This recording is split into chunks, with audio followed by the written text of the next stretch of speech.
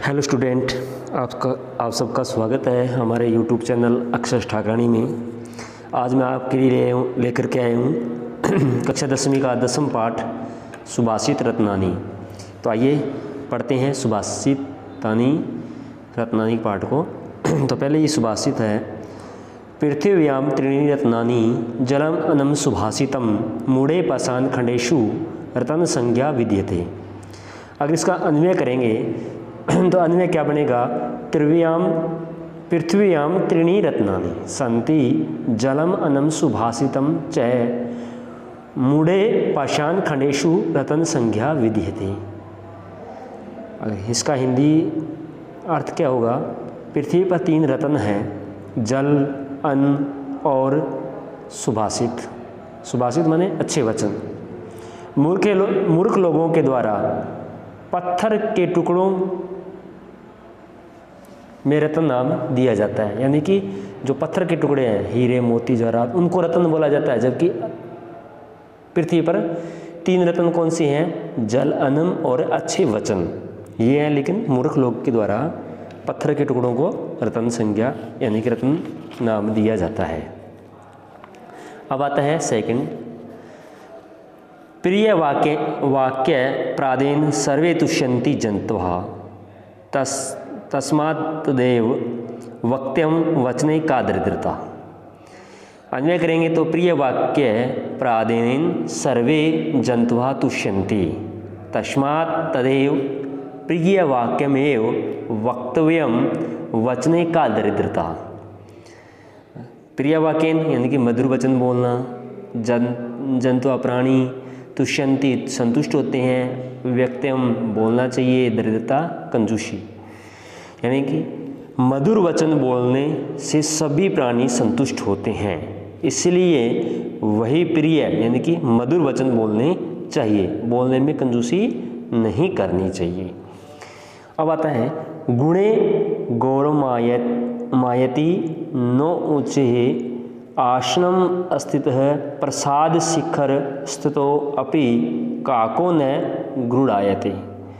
अन्वय करेंगे तो मनुष्य गुणे गौरम आयाति न तो ऊँचे आसनम आस्थितः जनः काकः प्रसाद शिखरस्थ अपि सन्न गृढ़ायते। गौरव इस गौरव को आयाति माने प्राप्त करता है, आस्थित माने बैठा हुआ, प्रसाद शिखरस्थ यानी कि पर भवन के शिखर पर, चोटी पर बैठा हुआ, स्थित बैठा हुआ, गरुड़ायते गरुड़ के समान आचरण करता है। यानी कि मनुष्य गुणों से गौरव को प्राप्त करता है, केवल उच्च आसन पर बैठने से नहीं। जैसे कौवा भवन के शिखर पर स्थित यानी कि गुम्बद पर, बिल्कुल ऊपर वाले शिखर पर बैठने से, उपस्थित होने पर भी गरुड़ के समान आचरण करने वाला नहीं होता है। अब आता है 4 नंबर, पात्रम विवेको अस्ति धेनो पुण्य गयो एव तृणात् सजायते शिरम शिरा उपजायते विषम।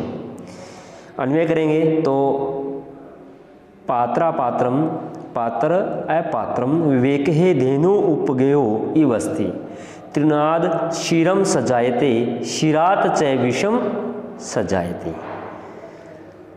पात्रम अपात्रम, पात्र अपात्र का भेद, धेनु उपगयो गाय और सर्प के समान, तृणाद घास से, शिरम दूध और सजायते माने उत्पन्न होता है।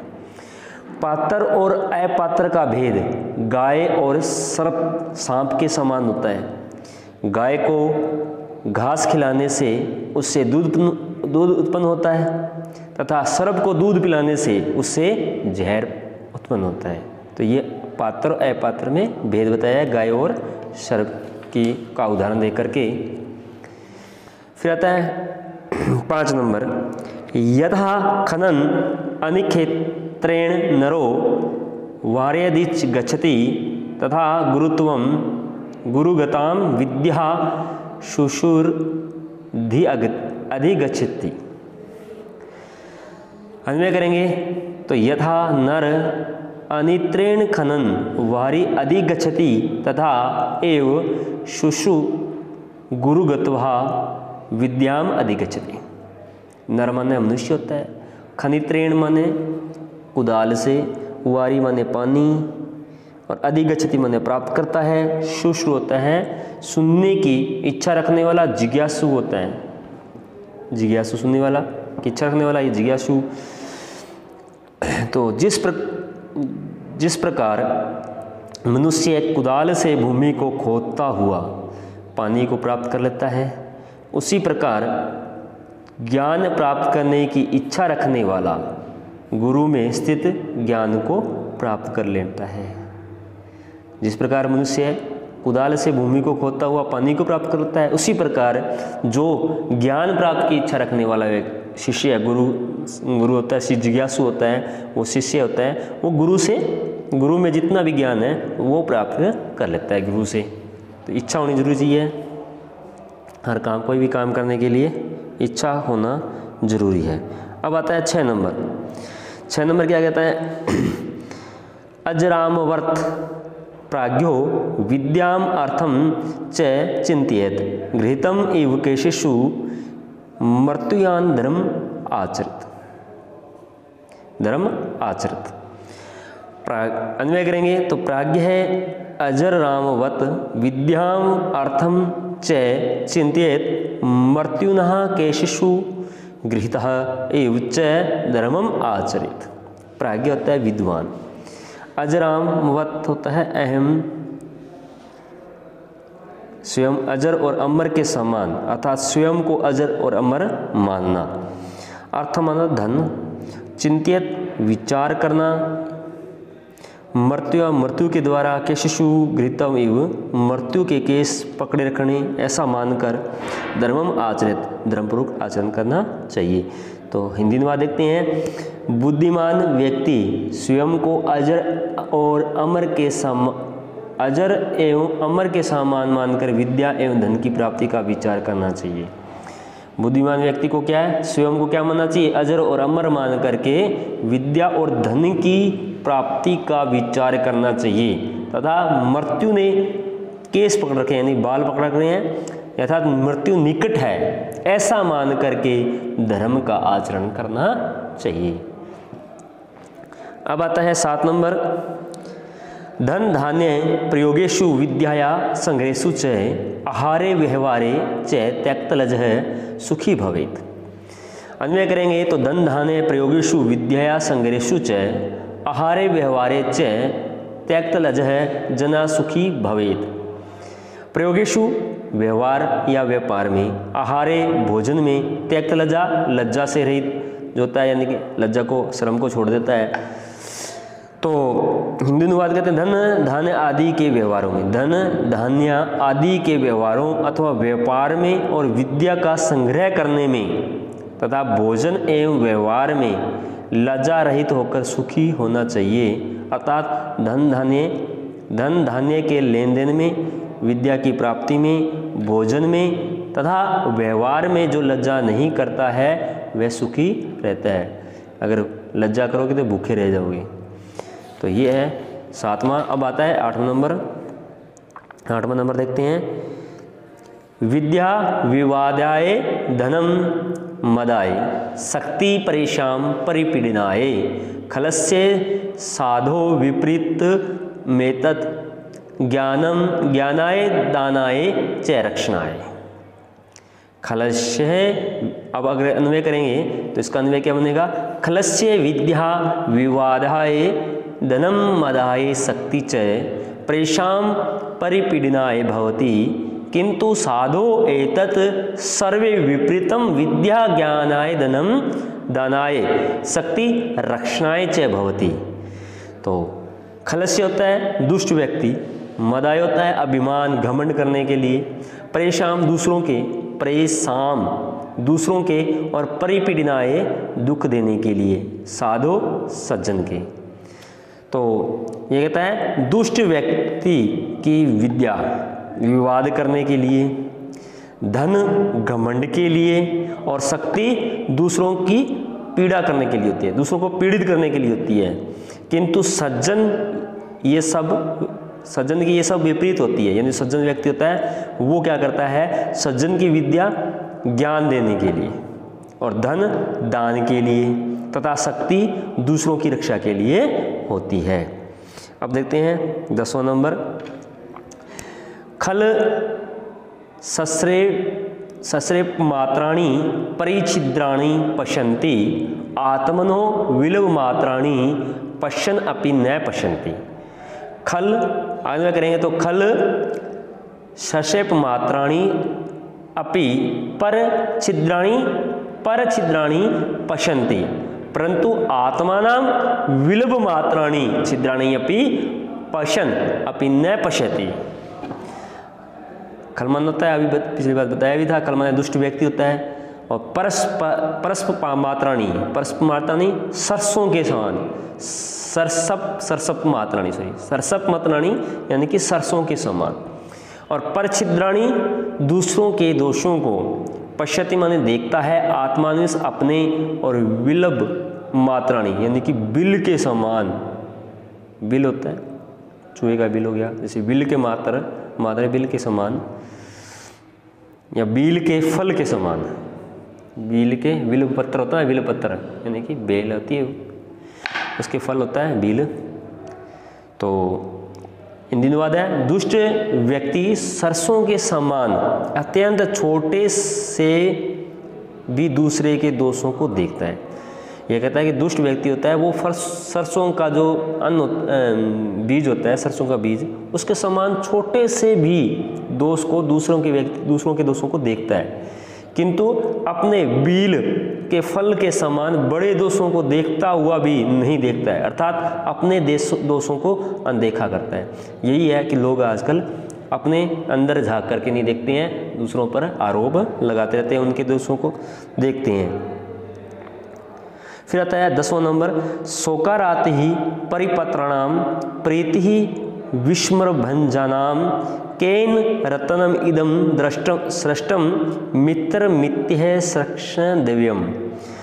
तो अन्वय है, शोकाराति परित्राणाम प्रीति विस्मरभंजनाम मित्रम इति इदम अक्षर दिव्यम रतन केन सृष्टम। शोकाराति परिपात्रण होता है शोक रूपी शत्रु से रक्षा करने वाला, और प्रीति विश्व प्रभंजनाम होता है प्रेम और विश्वास का पात्र। अक्षर दिव्यम मी और त्रय इन दो अक्षरों वाला, सृष्टम बनाया है। हिंदी अनुवाद देखते हैं, शोक रूपी शत्रु से रक्षा करने वाला और प्रेम व विश्वास का पात्र मित्र मी और त्रय इन दो अक्षरों वाला रतन किसने बनाया है, अर्थात मित्र रूपी रतन सर्वश्रेष्ठ एवं अनमोल है। इसे सुभाषितानी में बताया गया है मित्र शब्द का महत्व।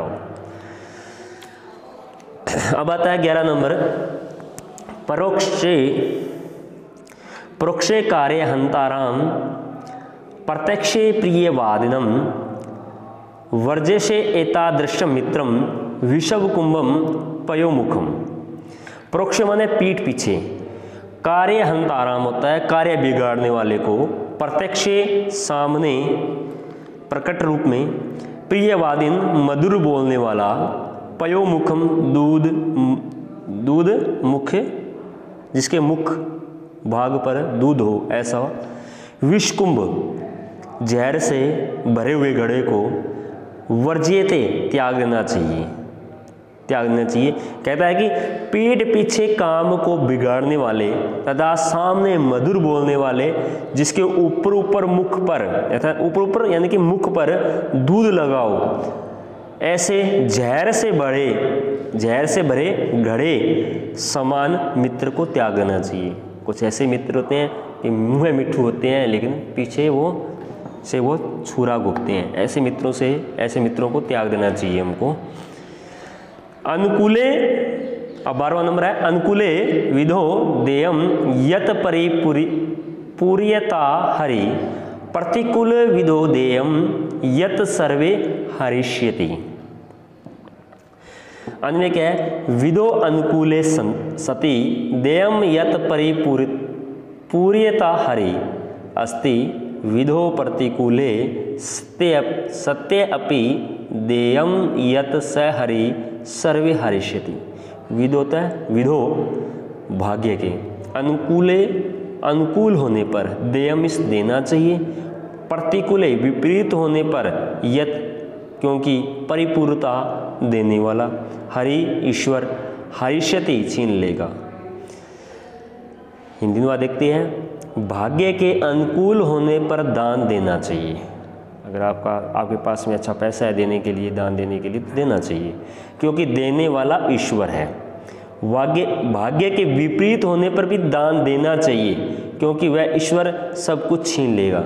जब भगवान छीनने आ जाता है यानी कि विपरीत हो जाता है हमारे से, हमारा ये जो भाग्य अनुकूल नहीं रहता विपरीत होता है, उस समय भी हमको देना चाहिए क्योंकि हमारा जब सारा खत्म होने वाला सामान, जब भाग्य विपरीत हो जाता है तो सब अपना छीन जाता है हमसे, तो ये छीन जाएगा, ईश्वर सब कुछ छीन लेगा, क्यों ना हम ये दो है हमारे पास में जितना कुछ वो हम दान में दे दें। अर्थात भाग्य अनुकूल हो या प्रतिकूल हो दान देना चाहिए क्योंकि ईश्वर ही देने वाला और छीनने वाला भी है। तो ये 12 नंबर था। आगे देखते हैं 13 नंबर। आततायिनम आयंतम हन्यादेवा विचारिण्यन नाततायि वदे दोषो हंतुर्भवति कश्चन। आयंतम आते हुए को,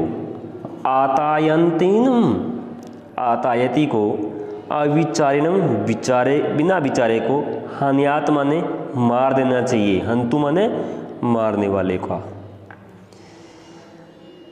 हिंदी में देखते हैं, आते हुए आताताई को बिना विचारे मार देना चाहिए। आताताई का वध करने में मारने वाला का कोई दोष नहीं होता है।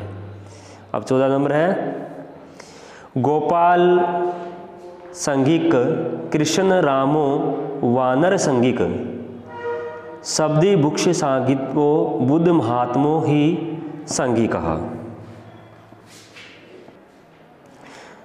अब इसका अन्वय करेंगे तो कृष्ण गोपाल संघिक, राम वानर संघिक, वृद्ध बुद्ध है शब्दी संघी, सदी भुक्षु संघी, हे महात्मा नाम संघिका भवंती।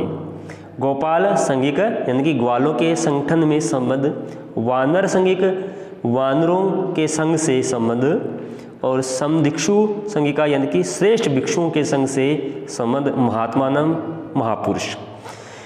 कृष्ण गोपालों के संगठन से संबंध थे, श्री राम वानरों के संगठन में संबंध थे, और महात्मा बुद्ध श्रेष्ठ भिक्षुओं के संग से संबंध थे। निश्चय ही महापुरुष संग प्रिय संगठन निष्ठ होते हैं। तो ये था आपका ये लेसन। इसके आगे पार्ट के लेसन के प्रश्नोत्तर हम अगर नेक्स्ट वीडियो में करेंगे।